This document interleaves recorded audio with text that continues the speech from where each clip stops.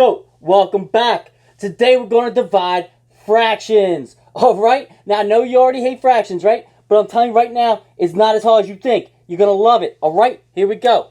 So we got 1/2 divided by 2/3. Alright?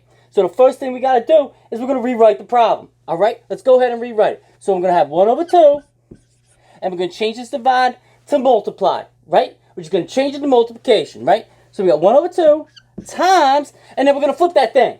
Alright? So that second fraction you got over there, we're going to flip it. Flip that thing, right? It's called the reciprocal, right? So it's going to be 3/2, right?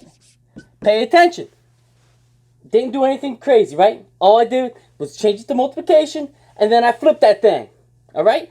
Flip that thing. Alright? So now, all we got to do is multiply straight across, right? We're just going straight across. Alright, here we go. 1 times 3. Anything times 1 is the same number, right? So 1 times 3 is 3. Boom. 2 times 2. 2 times 2. Come on. I know you know. 2 times 2 is 4. Boom. There's your answer. 3/4.